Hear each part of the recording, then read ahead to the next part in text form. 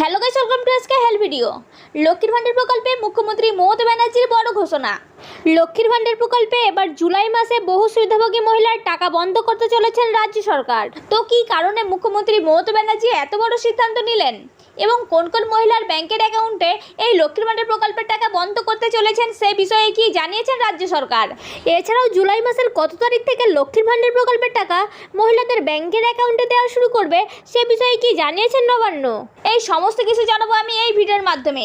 তাই আপনি যদি একজন লক্ষ্মীর ভান্ডার প্রকল্পের উপভোক্তা হন তাহলে এই ভিডিওটি আপনার জন্য খুবই গুরুত্বপূর্ণ হতে চলেছে। তাই ভিডিওটি অবশ্যই শেষ পর্যন্ত দেখুন। আর আপনি যদি আমাদের চ্যানেলে নতুন হয়ে থাকেন তাহলে অবশ্যই চ্যানেলটিকে সাবস্ক্রাইব করে রাখবেন নতুন নতুন গুরুত্বপূর্ণ আপডেটগুলি সবার আগে পাওয়ার জন্য।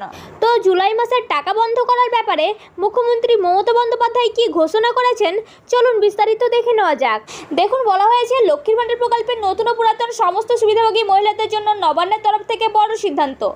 লক্ষ্মীর ভান্ডার প্রকল্পে এবার জুলাই মাসে নতুন ও পুরাতন বহু সুবিধাভোগী মহিলার ব্যাংকের অ্যাকাউন্টে টাকা দেওয়া বন্ধ করল রাজ্য সরকার।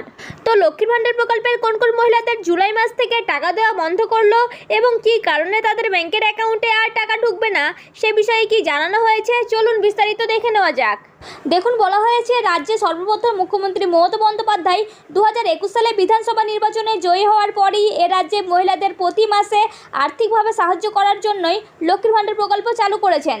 2021 সালের সেপ্টেম্বর মাস থেকে লক্ষ্মীর ভান্ডার প্রকল্প চালু হওয়ার পর থেকেই রাজ্যের প্রতিটি মহিলাদের যাদের বয়স 25 থেকে 60 বছরের মধ্যে সেই সমস্ত মহিলাদের প্রতি মাসে 1000 টাকা এবং 500 টাকা করে আর্থিক সাহায্য দিয়ে এসছেন।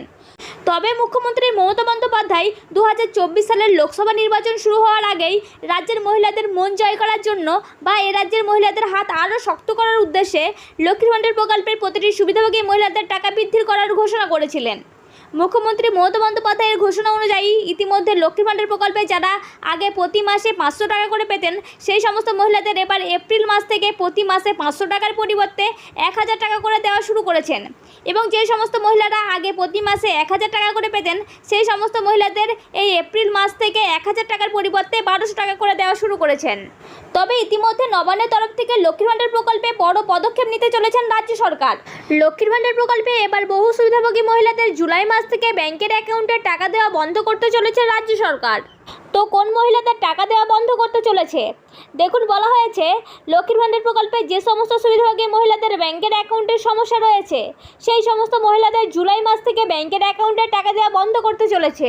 এবং এরই পাশাপাশি যে সমস্ত সুবিধাভোগী মহিলারা লক্ষ্মীর ভান্ডার প্রকল্পের টাকা দিয়ে আবেদন করেছেন কিংবা আধার কার্ডে বয়স বাড়িয়ে লক্ষ্মীর ভান্ডার প্রকল্পের আবেদনের ফর্ম জমা করেছেন সেই সমস্ত মহিলাদের এবার জুলাই মাস থেকে লক্ষ্মীর ভান্ডার প্রকল্পের টাকা দেওয়া বন্ধ করতে চলেছেন রাজ্য সরকার।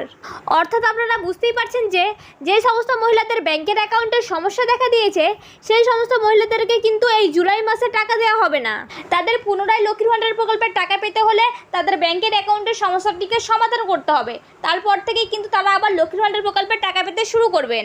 এছাড়াও যে সমস্ত মহিলাদের বয়স 25 বছরের নিচে কিন্তু তারা আধার কার্ডে বয়স বাড়িয়ে লক্ষ্মীর ভান্ডার প্রকল্পের জন্য আবেদন করেছিলেন এবং টাকা পেয়ে আসছেন সেই সমস্ত মহিলাদের কিন্তু এই জুলাই মাস থেকে টাকা দেওয়া বন্ধ করে দেওয়া হবে।